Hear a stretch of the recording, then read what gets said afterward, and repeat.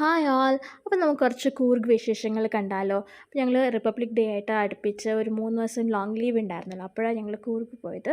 ബാംഗ്ലൂരിൽ നിന്ന് കൂർഗിലേക്ക് ഏകദേശം 5 hours ആണ് ട്രാവലിംഗ് ടൈം. ഞങ്ങളൊരു മോർണിംഗ് 6:45 ആയപ്പോഴും ഇവിടെ നിന്ന് ഇറങ്ങി ഒരു 12-12:30 ആയപ്പോഴത്തേക്കും കൂർഗ് എത്തി. അവിടെ നേരെ ഞങ്ങൾ ആദ്യം പോയത് അബ്ബേ ഫാൾസ് ആയിരുന്നു. അത്യാവശ്യത്തിന് വെള്ളം ഉണ്ടായിരുന്നു. പക്ഷെ മൺസൂണിൽ ഇതിനെക്കാട്ടിലും വെള്ളം ഉണ്ടായിരിക്കുന്നതൊക്കെ ഞാൻ കേട്ടിട്ടുണ്ട്. നല്ല തിരക്കും ഉണ്ടായിരുന്നു, കാണാനും നല്ല ഭംഗിയുണ്ടായിരുന്നു.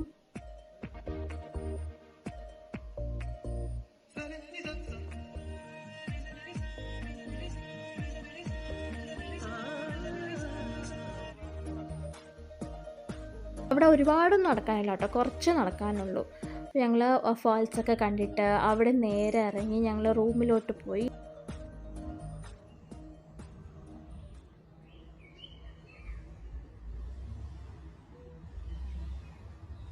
റൂമിൽ നിന്നുള്ളൊരു ഓപ്പൺ ടെറസ് വ്യൂ ആണ് കേട്ടോ ഇത്. നല്ല കിളികളുടെ ശബ്ദവും നല്ല ഭംഗിയുള്ള സൺസെറ്റൊക്കെ കണ്ടിട്ട് ഞങ്ങൾ അവിടെ നിന്ന് നേരെ പോയത് രാജാ സീറ്റിലോട്ടായിരുന്നു കേട്ടോ. പോകുന്ന വഴിക്ക് ഇങ്ങനെ ഒരു ഹോക്കി ഗ്രൗണ്ടൊക്കെ ഉണ്ടായിരുന്നു. അപ്പോൾ കുട്ടികളൊക്കെ കളിക്കുന്നതൊക്കെ കണ്ടിട്ട് കുറച്ച് നേരം അവിടെ നിന്ന് കണ്ടുകൊണ്ടിരിക്കുമായിരുന്നു.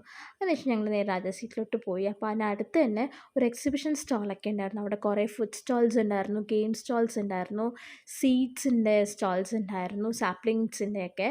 പിന്നെ ഫ്രൂട്ട്സ് ആൻഡ് വെജിറ്റബിൾസ്, അത് കൂർഗ് സ്പെഷ്യൽ ഫ്രൂട്ട്സ് ആൻഡ് വെജിറ്റബിൾസിൻ്റെയൊക്കെ സ്റ്റോൾ ഉണ്ടായിരുന്നു.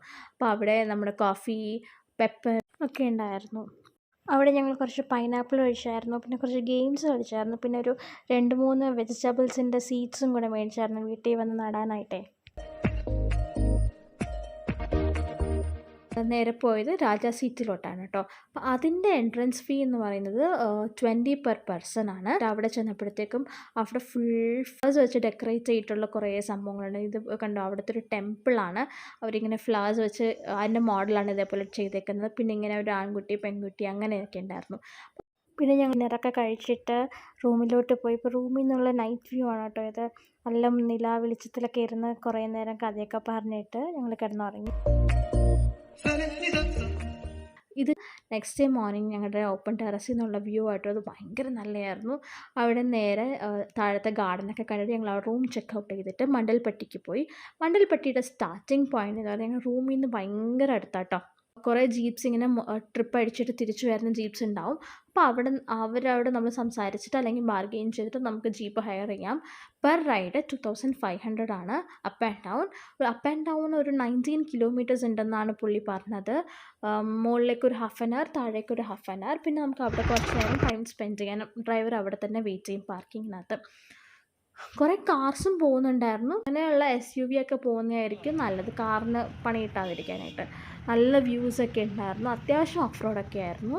അപ്പോൾ ഞങ്ങൾ കുറേ ബൈക്കേഴ്സൊക്കെ കണ്ടു. അപ്പം ബൈക്ക് റൈഡേഴ്സിനൊക്കെ അവർ നല്ല ഭംഗിയായിരുന്നു. ഇങ്ങനെ അവർ ഒരു ഗ്യാങ്ങായിട്ട് പോകുന്നതൊക്കെ കാണാനായിട്ട്. അപ്പോൾ ഇതാണ് മണ്ടൽപ്പട്ടിയുടെ എൻട്രൻസ്. ആ ഒരു ആർച്ചാണ് എൻ്റെ എൻട്രൻസ് എന്ന് പറയുന്നത്. അവിടെ നല്ല കാറ്റായിരുന്നു, അവിടെ ഭയങ്കര കാറ്റായിരുന്നു.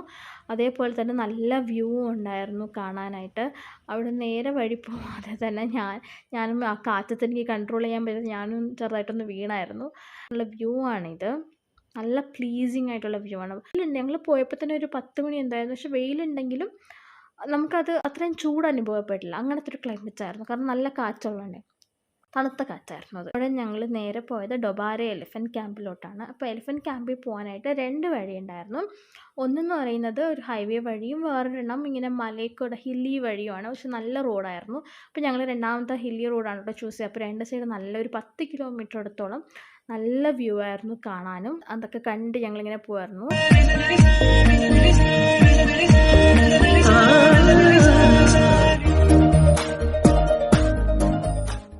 റൂമിൻ്റെ വിശേഷങ്ങൾ പറയാം. ഞങ്ങൾ റൂം ബുക്ക് ചെയ്തപ്പോൾ ഞങ്ങൾക്ക് ഒരു അബദ്ധം പറ്റിയായിരുന്നു.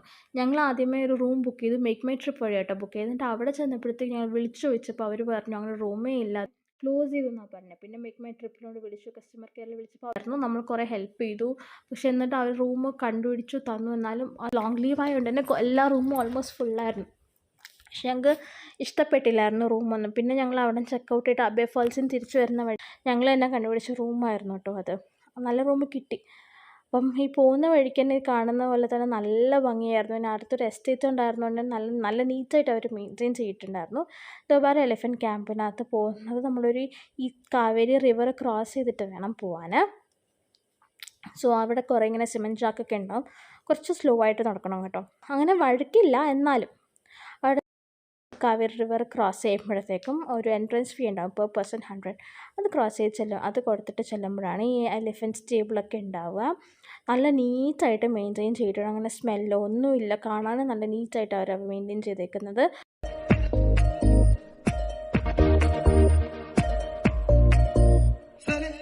ഭയങ്കര ക്ലോസ് ആയിട്ടൊക്കെ കാണാൻ പറ്റും. നമുക്ക് തൊടാനുള്ള ആ ദൂരത്തിലായിരിക്കും എലിഫൻറ്റ്സ് നിൽക്കുക.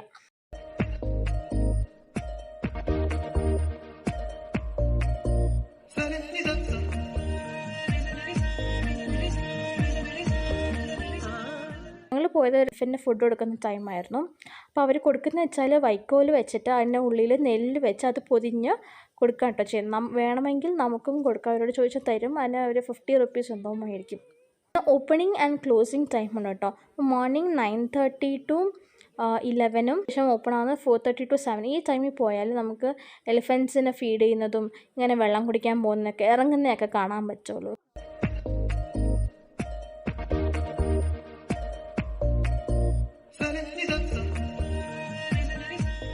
അപ്പോൾ ഇതെന്ന് പറയുന്നത് ആനകളൊക്കെ വെള്ളം കുടിക്കാനായിട്ടുള്ള ഇറക്കുന്ന ടൈമാട്ടോ ഞങ്ങൾ പോയത്.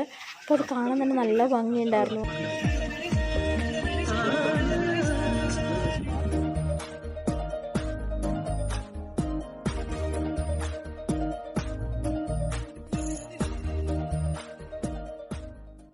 നമ്മുടെ അടുത്തുകൂടെ ഇങ്ങനെ ഇറങ്ങുന്നതൊക്കെ. പിന്നെ അവിടെ വേറൊരു ഓപ്ഷൻ ഉണ്ടായിരുന്നു, റിവർ റാഫ്റ്റിങ്ങിനുള്ള ഓപ്ഷനും ഉണ്ടായിരുന്നു. അത് പെർ പേഴ്സൺ 200 സംതിങ് ആണ്. വേണമെങ്കിൽ നമുക്കത് ഓപ്റ്റ് ചെയ്യാം.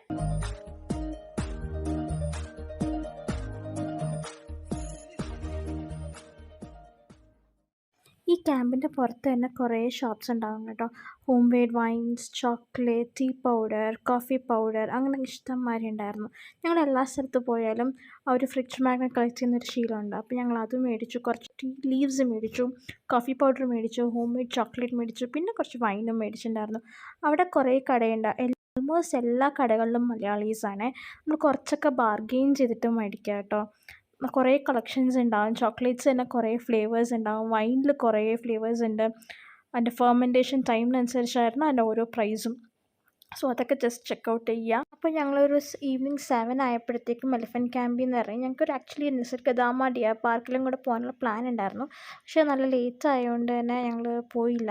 നിങ്ങൾ പോവുകയാണെങ്കിൽ ജസ്റ്റ് അവിടെയും കൂടെ ഒന്ന് ട്രൈ ചെയ്യുക കേട്ടോ. അവിടെ ഇതേപോലെ കുറേ ഷോപ്സൊക്കെ ഉണ്ടാവും. ഞങ്ങൾ വീടെത്തിയപ്പോഴത്തേക്കും മോർണിംഗ് 1 o'clock ആയി.